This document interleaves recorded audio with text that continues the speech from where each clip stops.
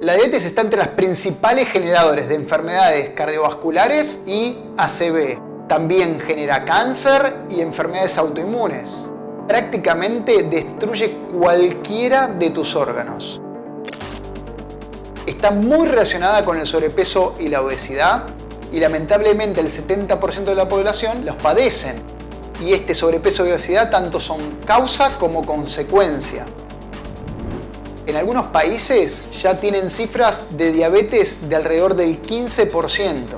Hoy vamos a hablar de la prediabetes, el estadio previo.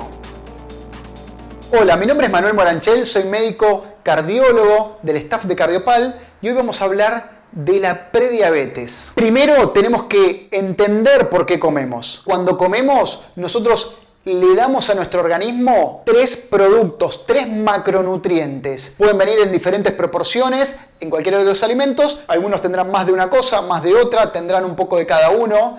Pero lo que tienen siempre son proteínas, grasas e hidratos de carbono. Todo esto, cuando ingresa al organismo, van a tener múltiples funciones. Por lo general, de energía, de estructura y de funcionamiento. Vamos con un ejemplo. Una casa. Necesitamos, por ejemplo, energía, plata. Y la plata puede estar en múltiples formas. Puedo tener un stock más grande guardado en un lugar como una caja fuerte o en un cajón. Puedo tener la plata más del día a día en una billetera, en un rinconcito. Y a su vez ya puedo tener en forma de oro. Entonces, con esto estamos diciendo que hay muchas formas de guardar la energía. Desde, por ejemplo, el sistema de fosfocreatina, desde el sistema del azúcar más simple, del sistema ya del azúcar guardada como glucógeno, de un sistema de grasa, pero todo esto es energía que nos sirve para cumplir todos los otros procesos. Por otro lado, estructura, las paredes, las ventanas, las puertas de mi casa. Entonces, por ejemplo, voy a tener proteínas, voy a tener algunos tipos de grasas y hasta incluso algunas cosas de hidrato de carbono que van en diferentes lugares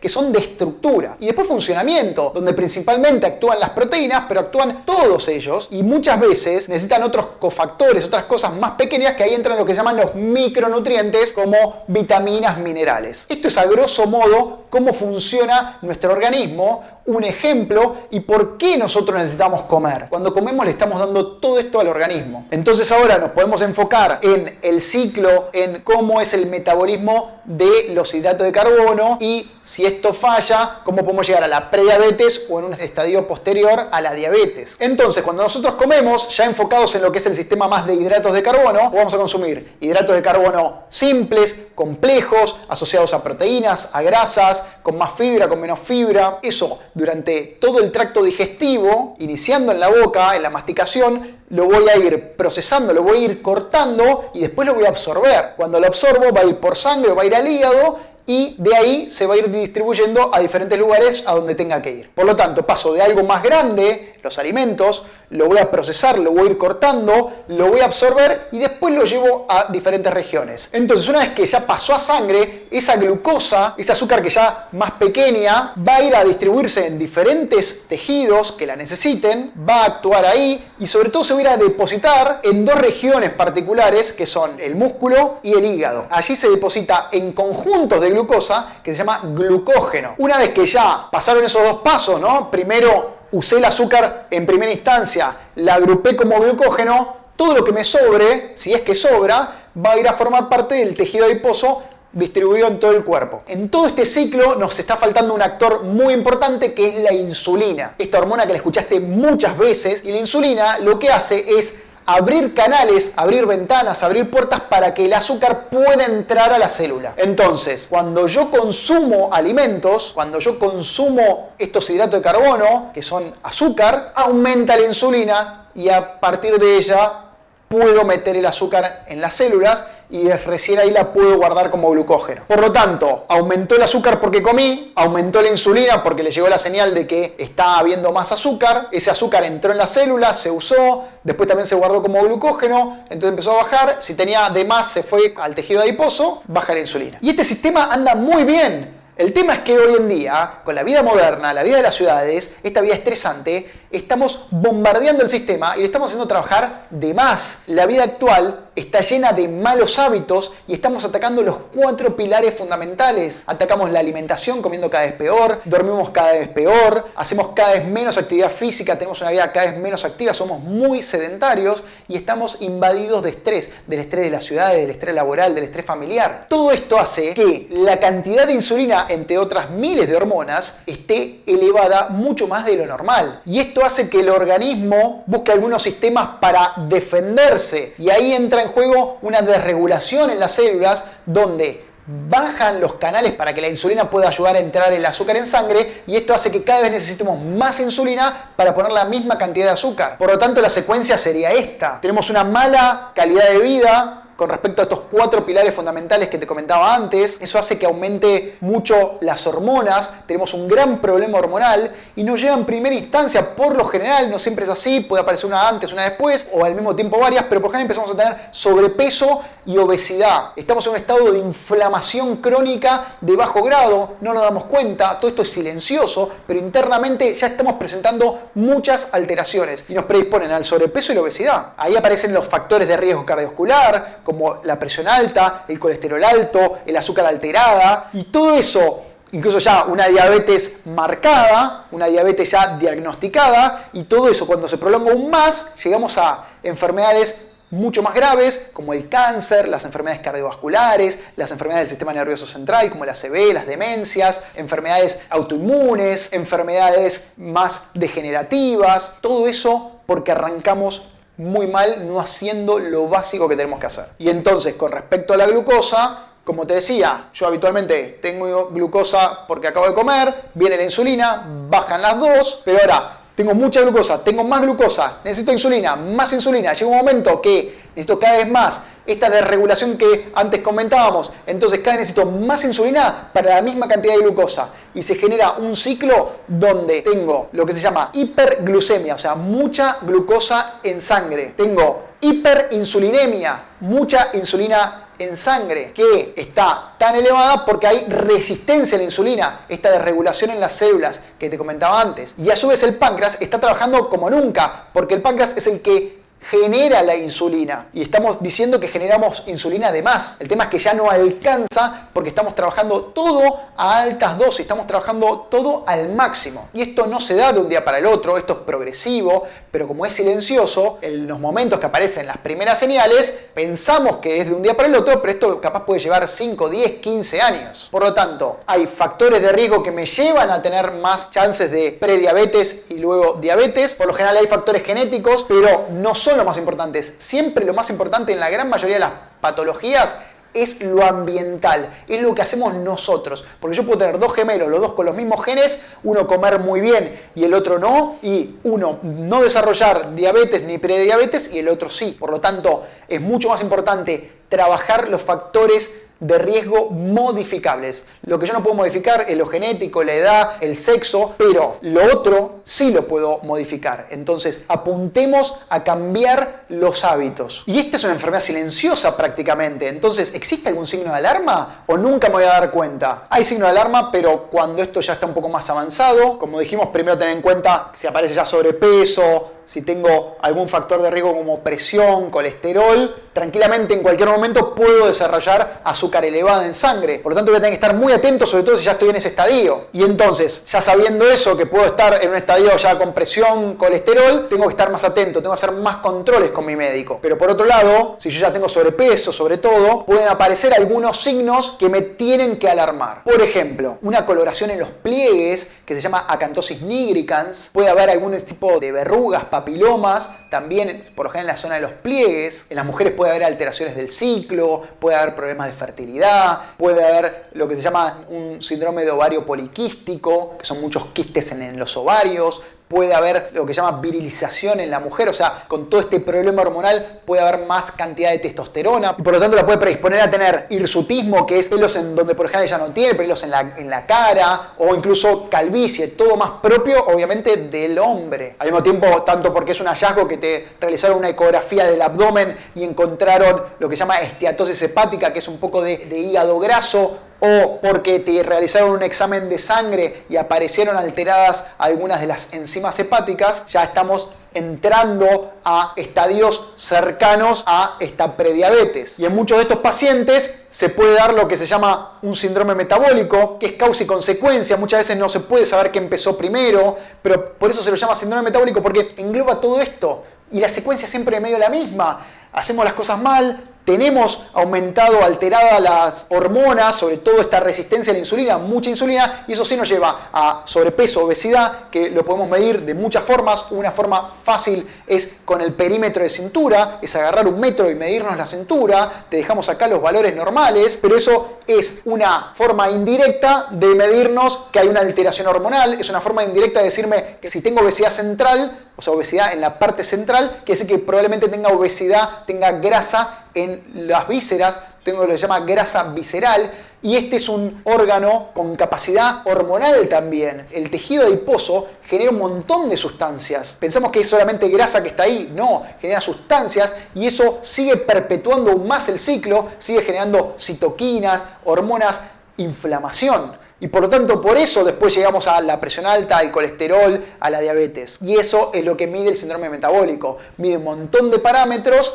que le ponen un nombre a esta secuencia. Si por casualidad viniste avanzando, no le diste importancia a las señales, no te diste cuenta, no te controlas habitualmente con tu médico, puede ser que sigas avanzando y llegues al estadio de diabetes. Y por eso te dejo, por las dudas, una tríada importante clínica que te va a dar muchas chances de diagnosticarla si es que te ocurre. Y estas son tres: la polifagia, la poliuria y la polidipsia. ¿Qué es esto? Pensemos que tenemos mucha azúcar en sangre, tenemos por demás, de hecho, yo consumo mucha azúcar, obviamente la guardo, pero mucha queda en sangre. El riñón se encarga de filtrar constantemente para eliminar los tóxicos y lo que nos sirve lo guarda. Y el azúcar que le llega al riñón la guarda, pero está trabajando pero tan al máximo que llega a guardar un montón, pero un montón se escapa. Por lo tanto, estamos perdiendo, como si estuviésemos perdiendo plata, estamos perdiendo cosas que a mí me sirven. A mí me sirve guardar el azúcar. Si de última tengo de más, la guardo como tejido adiposo,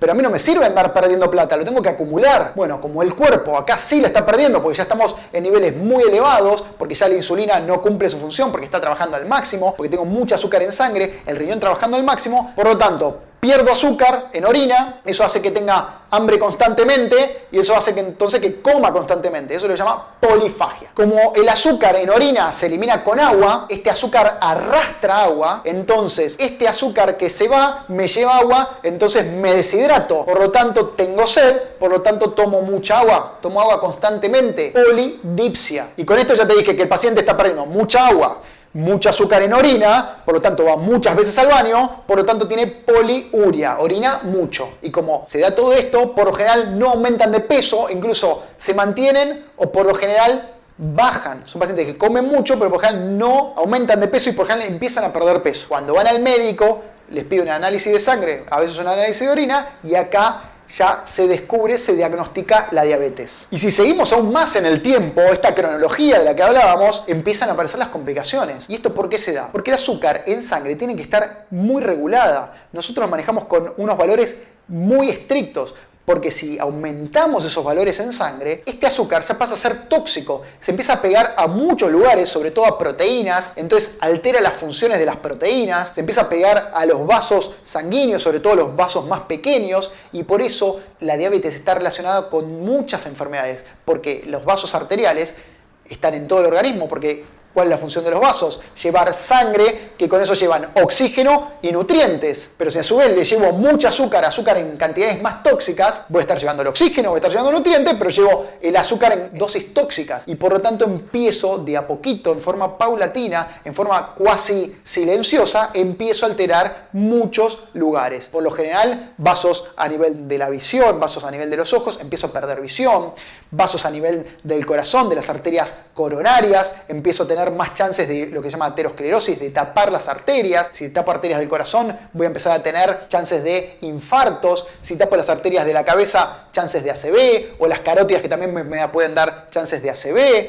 Voy a tapar arterias de las piernas, pacientes que en estadios muy prolongados pueden llegar a las amputaciones. Puede alterar las arterias de los riñones y provocar fallas en los riñones, fallas en el hígado, fallas en múltiples órganos, porque el azúcar en cantidades elevadas es tóxica. Al mismo tiempo, la insulina, como hablábamos, en estas dosis elevadas también es tóxica. Y entonces, ¿cómo puedo diagnosticarlo? Si estás en etapas de prediabetes, puedes llegar a haber descubierto alguno de estos signos de alarma. Si ya tenés sobrepeso, obesidad o algún factor de riesgo cardiovascular, te tiene que hacer sospechar, o por lo menos es de buena práctica, que te hagas ver, porque tarde o temprano vas a desarrollar prediabetes y a la larga diabetes y a la larga complicaciones. Y fundamental que te controles, que vayas por lo menos 1 o 2 veces al año a un médico clínico que sepa decirte qué estudios hay que hacerse, los básicos que siempre vas a ver, mínimo va a haber algún examen de sangre, a veces algún examen de orina, a veces alguna radiografía y a veces algún electrocardiograma más en el ámbito nuestro, que es el de los cardiólogos.